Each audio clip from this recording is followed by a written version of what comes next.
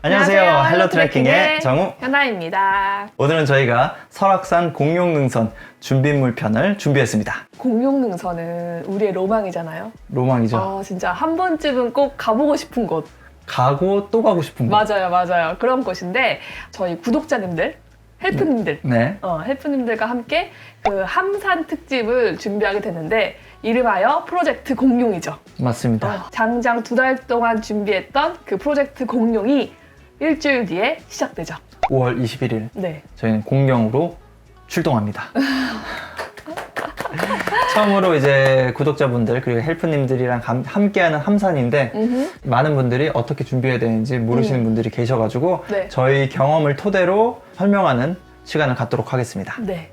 그리고 뭐 프로젝트 공룡을 떠나서도 공룡 능선을 준비하시는 분들에게 도움이 많이 될 것 같아요. 맞습니다. 네네네. 근데 시작하기 전에 저희가 좀 기쁜 소식이 하나 있죠. 이거 얘기하고 가야 되겠습니다. 네. 죄송합니다. 저희가 무신사 플레이어 코치로 선발이 되었어요. 사실 무신사 플레이어가 이번에 새로 런칭한 거예요. 그래서 많은 분들이 잘 모르실 텐데 한번 소개해 주시죠. 무신사 플레이어 코치는 어렵게 생각하는 스포츠 종목의 대표 코치가 되어서 더 친근하고 알기 쉽게 안내하는 역할을 하는 겁니다. 앞으로 저희가 무신사 플레이어 코치로서 등산에 대한 알기 쉬운 영상을 보여드리도록 하겠습니다. 열심히 해볼게요. 자, 그러면은 이제 본격적으로 공룡 능선 준비물 관련해서 이야기를 나눠보도록 할게요. 첫 번째로 이제 어떻게 입고 가야 되냐 궁금하실 텐데 의류는 이제 5월이기 때문에 반팔티 또는 긴팔티를 입으셔도 되는데 기능성으로 된 걸 입으시는 게 가장 좋습니다.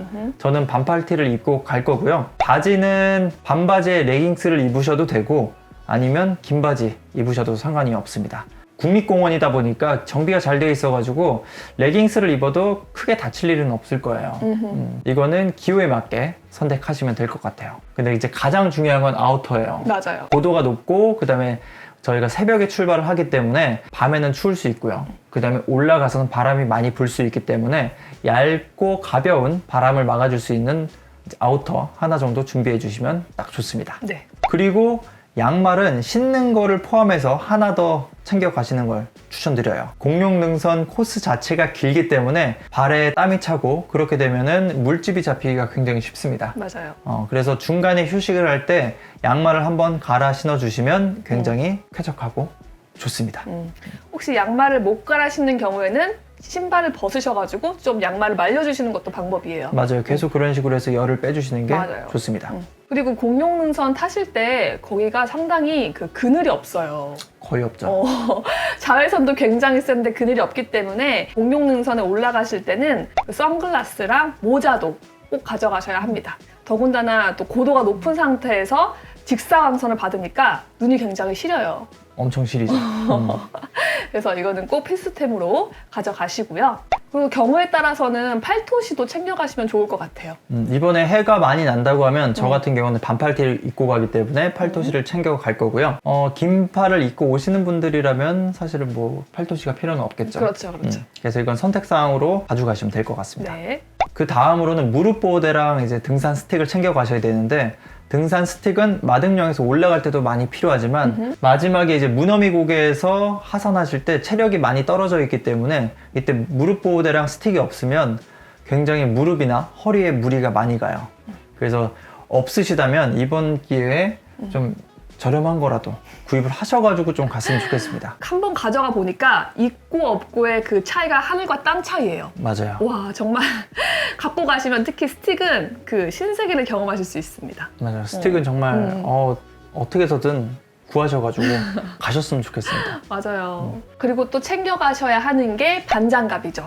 반장갑은 그것도 정말 필수입니다. 네, 그곳은 이제 로프나 바위를 잡는 구간이 굉장히 많습니다. 그래서 맨손으로 잡으면 다칠 수 있으니까 반장갑을 꼭 챙겨가셔야 하고요. 그리고 저희가 새벽에 올라가잖아요. 새벽에 올라가죠. 굉장히 컴컴한 상태에서 올라가기 때문에 헤드랜턴 가져가셔야 합니다. 간혹 이제 핸드폰으로 이렇게 비치고 올라가실 거라고는 생각하진 않지만 네. 그런 생각을 하고 계시다고 하면은 정말 큰 오산이에요. 네, 사실 이거를 손으로 계속 비춰야 되기 때문에 손을 저희가 쓸 수가 없잖아요. 맞아요. 그러면 스틱을 못 쓰잖아요. 스틱도 못 쓰죠. 자칫하면 또 넘어질 수도 있어요. 맞아요. 가급적이면 헤드랜턴을 꼭, 가급적이 아니에요. 무조건 가져. 무조건. 필참. 무조건 꼭 가져가셔야 합니다. 그리고 이제 배낭은 20리터 이상을 꼭 챙겨 가셔야 될 것 같은데, 음식도 있고 물도 있고 지금 말씀드렸던 그런 장비들을 다 넣으려고 하면은 20리터 이상은 가져가셔야 아마 넉넉하게 좀 챙기실 수가 있을 거예요. 그 다음에 등산화는 운동화 절대 안 됩니다. 운동화 안 돼요. 등산화 꼭 챙겨주셔야 되는데, 등산화는 이제 미드컷 이상 등산화를 좀 권장드려요. 아무래도 이제 로우컷으로 신다 보면은 발목에 무리감이 계속 좀 올 수가 있어요. 그래서 가능하면은 미드컷 이상 등산화를 꼭 챙기셔가지고 오셨으면 좋겠습니다. 맞아요. 그리고 기타 물품으로는 첫 번째로 티슈와 물티슈를 말씀드리고 싶어요. 아, 이게 참 챙길 때는 가져갈까 말까 고민하는 건데, 가져가면 정말 좋아요. 네. 사실 부피가 크지 않으니까 그냥 포켓 같은 데 넣으시면 되잖아요. 맞아요. 그래서 유용하게 잘 쓰이니까 꼭 가져가시고요. 그리고 밴드나 파스, 이것도 좀 추천을 드리는데, 밴드 같은 경우에는 물집이 잘 잡히시는 분들은 사전에 뒤꿈치에 붙이고 가시는 분들도 있어요. 맞아요. 그것도 좋고, 아니면 이제 여분으로 챙겨가시는 걸 추천드립니다. 그리고 보조 배터리도 가져가셨으면 좋겠어요. 보조 배터리는 아무래도 이제 등산이 길다 보니까 사진 찍고 영상 찍고 GPS도 키우고 가시게 되면은 맞아요. 배터리가 좀 빨리 소모될 수 있기 때문에 보조 배터리가 있다고 하면은 하나 정도 좀 챙겨가시면 좋을 것 같습니다. 네. 그리고 아까 말씀드렸던 것처럼 고도가 높고 자외선이 굉장히 강합니다. 땀에 또 선크림이 지워질 수 있기 때문에 여분의 선크림도 가져가셨으면 좋겠어요. 이제 저희가 등산할 때 마스크를 안 쓰잖아요. 아, 그렇죠. 이제 자외선을 네. 피할 수가 없습니다. 네. 그래서 선크림을 중간에 또 덧발라 주셔야 되기 때문에 네. 선크림 꼭 챙겨 가시고요. 그 다음은 이제 음식이에요. 수분은 어느 정도 챙겨 가야 될지, 네. 음식을 뭘 챙겨 갈지 굉장히 또 궁금해 하실 텐데요. 그렇죠. 우선 공룡 등산을 타시게 되면은 식수를 구할 곳이 하나도 없습니다. 그렇기 때문에 가능하시면 식수를 넉넉하게 챙겨 가시는 게 좋은데, 저 기준으로는 물 1리터, 그 다음에 얼음물 500ml, 그 다음에 이온 음료 한 통을 가져갈 거예요. 그래서 대략 수분 보충만 해도 한 2.2리터 정도 예상을 하고 있습니다. 이거는 이제 개인의 수분 섭취량에 따라서 달라질 수 있는데, 저는 조금 꽤 먹는 편이긴 하잖아요. 네. 우선 이온 음료는 그래도 꼭 한 개 챙겨 가셨으면 좋겠습니다. 사실 물만 가져가면 전해질 보충을 하기가 어렵잖아요. 맞아요. 중간중간에 이제 물도 물이지만 이온 음료를 마심으로써 살짝 달달한 기분도 갖고 전해질도 보충을 하면 훨씬 더 도움이 되더라고요. 그래서 이온 음료는 꼭 하나 챙겨 가시고, 그다음에 물도 같이 병행해서 챙겨 가시면 될 것 같습니다. 네. 그리고 물만큼 중요한 게 식사. 식사는 정말 중요합니다. 이 공룡 능선 코스가 거의 한 평균 10시간 정도 돼서 그렇죠. 아침, 점심을 같이 준비하시는 분들이 많으실 것 같은데요. 저희는 아침으로는 뭐 김밥, 그리고 점심으로는 뭐 또 김밥을 가져간 경우도 있고, 아니면 빵, 뭐 삼각김밥 이런 걸 주로 가져갔습니다. 맞아요. 그래서 이번에는 저는 김밥으로 아침을 이제 마등령 삼거리에서 먹을 예정이고, 중간에 이제 점심 식사를 빵으로 할 예정이에요. 그래서 맛있는 빵을 편의점에 사가지고 왜냐면 빵이 좋은 게 저는 개인적으로 이제 가볍고 그쵸. 열량이 높기 때문에 그래서 빵을 좀 챙겨가는 편인데, 개인의 선호에 따라서 그쵸. 가져가시면 되는데, 먹고 나서 뭐 이제 쓰레기가 많이 나온다던가 그냥 부피가 큰 것들은 조금 지양하시는 게 좀 좋을 것 같아요. 맞아요. 이제 이것도 기호에 맞게 챙겨가시면 될 것 같고요. 네. 그 다음에 중요한 건 이제 행동식이에요. 왜냐면 이제 움직이면서 계속 또 열량을 보충해줘야 되기 때문에 네. 이 부분에서는 저희는 챙겨가는 게 초코바, 영양갱, 그 다음에 뭐 사탕, 그 다음에 젤리 이런 것들이 있는데, 맞아요. 이번에 저희는 갈 때 초코바 2개랑 영양갱 1개, 그 다음에 이제 젤리 이런 걸 좀 챙겨갈 예정입니다. 사실 말만 들으면 소풍이에요. 김밥에 초콜릿에. 중간에 밥을 먹기 애매한 구간들이 또 나와요. 조금 더 가서 먹어야 되는 구간이 나오는데, 행동식이 없으면 거기서 밥을 먹어야 되는 상황이 발생할 수 있기 때문에 행동식도 본인의 기호에 맞게끔 좀 충분히 챙겨 가시는 걸 권장드립니다. 자, 이제 그 다음으로는 저희가 코스 설명을 간략하게 좀 드릴 건데요. 이번에 저희가 가게 되면은 새벽 2시부터 산행이 시작이 될 거예요. 소공원에서 비선대까지 이어져요. 그래서 비선대까지 3km 거리고, 대략 빠르면 30분, 넉넉히 잡아서 한 50분 정도면 도착하는 거리고요. 네. 이제 하절기, 동절기, 비선대에서 올라가는 이제 입산 시간이 다 달라요. 그쵸? 그래서 4월에서 10월까지 하절기는 이제 3시부터 입산이 가능하고 동절기에는 이제 4시부터 입산이 가능합니다.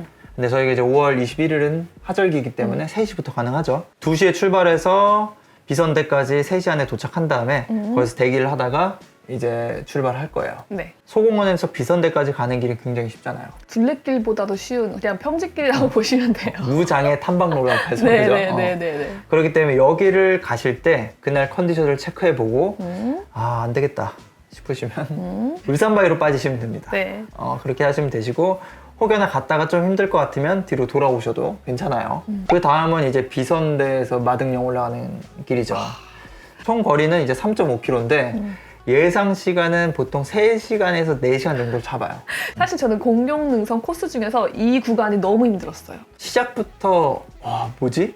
바로 검정색. 바로 검정색이에요. 그 난이도 색깔이. 표지판이 나오는데 계속 0.2km씩밖에 안 줄어드는 거. 맞아요. 엄청 많이 왔는데도 불구하고 잘 줄어들지 않습니다. 맞아요. 근데 한 가지 다행인 거는 저희가 이제 3시부터 입산을 하게 되면 캄캄하죠. 그렇기 때문에 위를 볼 일이 없어요. 네. 땅만 보고 가기 때문에 네. 조금 그래도 낮에 하는 것보단 낫지 않을까. 네, 심리적으로 좀 덜 힘들지 않을까 그 생각이 듭니다.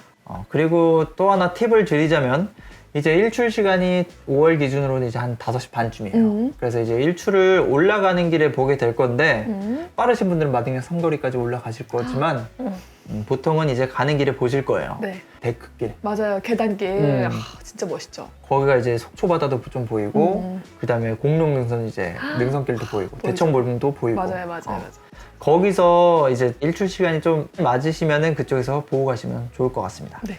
그리고 이제 마등령부터 문어미 고개까지는 한 4.9km. 여기가 이제 공룡 능선이죠. 네, 실질적으로 많은 그 5개의 봉우리, 공룡의 그 등뼈를 타는 건데 한 평균적으로는 한 3시간에서 5시간 정도 네. 걸린다고 합니다. 마등령이 원체 힘들어서 원체 그런가? 힘들죠. 원체 힘들어서 그런지 여기는 힘들다고 생각은 안 들었습니다. 사실 여기는 이제 오르막과 내리막이 같이 있기 때문에 조금 타는 즐거움이 있기도 하고 무엇보다 탁 트이는 조망을 볼 수 있죠. 맞아요. 너무 아름다웠어요.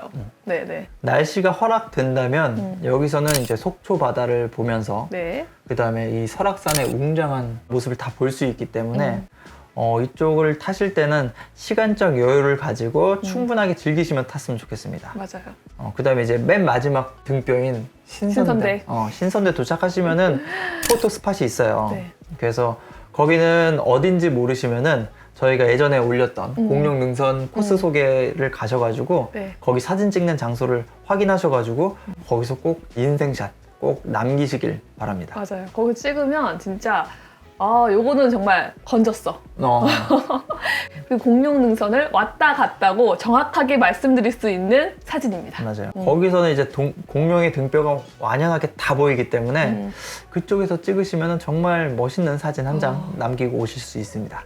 그리고 마지막으로 좀 팁을 드리자면 마등령 삼거리로 올라갈 때 너무 체력을 빠르게 쓰시면 공룡 능선 자체가 힘들 수가 있어요. 너무 힘들죠. 그래서 마등령 삼거리까지도 체력 안배를 잘 해주셔서 이 공룡 능선을 좀 즐길 수 있는 체력을 좀 남겨주시는 게 중요할 것 같아요. 네. 이제 문어미 고개까지 내려오시면 이제 여기서 소공원까지 이제 원점 회계를 하게 될 거예요.